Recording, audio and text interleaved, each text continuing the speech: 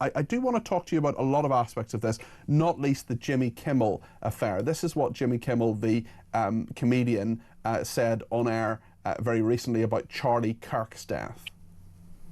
Some new lows over the weekend with the MAGA gang desperately trying to characterize this kid who murdered Charlie Kirk as anything other than one of them and doing everything they can to score political points from it. Well, Trump reacted to that. This is what he said. Jimmy Kimmel was fired because he had bad ratings more than anything else, and he said a horrible thing about a great gentleman known as Charlie Kirk. And Jimmy Kimmel is not a talented person. He had very bad ratings, and they should have fired him a long time ago. So, you know, you can call that free speech or not. He was fired for lack of talent. Fired for lack of talent. Very strong words from the president there. Also, he talked about Charlie Kirk, his admiration for him. This is what Donald Trump said at the press conference. He was a great young man, credible future. Some people said he might be president someday. I told him, I said, Charlie, I think you have a good shot someday at being president. And he just wanted to take care of youth.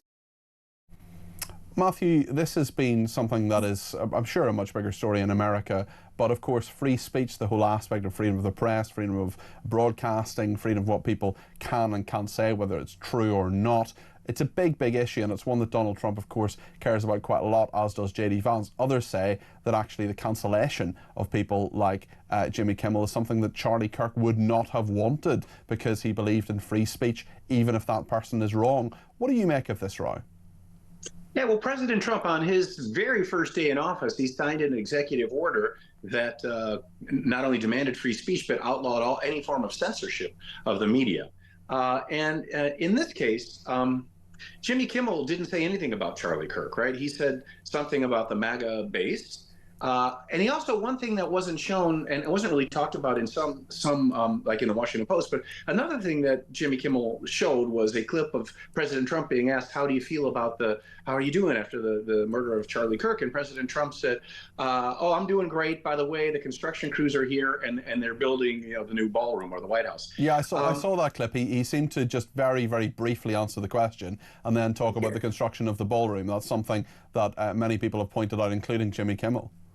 Yeah, so I think that made Trump look kind of foolish, and I think maybe, you know, that may be something that prompted the FCC commissioner or chairman to appear to put pressure on ABC, the broadcast network, to cancel the Kimmel show. Now, one more point is that back in July, there was another comedian, another highly satirical comedian named Stephen Colbert, who also is very much attacking Trump all the time, whose show was canceled by a different network, CBS. And at that time, Trump said, well, you know, they should next fire Jimmy Kimmel. And then today, Trump said he should fire 2 additional late night talk show hosts who also criticize him. So there's this weird pattern of Trump saying we have to support free speech, but suggesting that these late night talk show hosts that criticize him be fired. But it's his free speech, of course, to criticise them and to suggest, using his free speech, that they could be cancelled their shows. They don't have a right to a show. They have a right to free speech, but they don't have a right to that platform, and that's a commercial decision.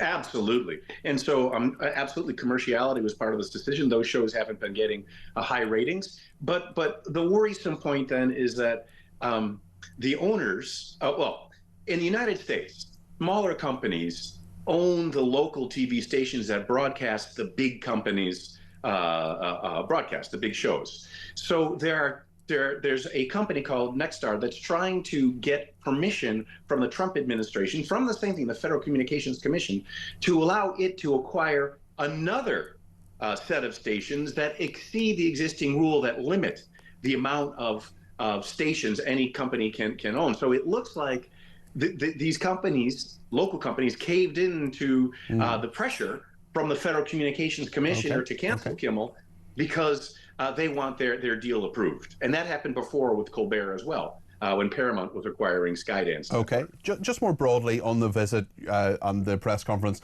that was there this afternoon here in the UK, Matthew, do you think this visit has been a success? Do you think Donald Trump will look back on it and say, great, fantastic, job done? I think he will. It was a beautiful dinner last night, spectacular, all the pomp and circumstance that he loves, and the horse-drawn carriages, all the royal family spectacular stuff that he loves.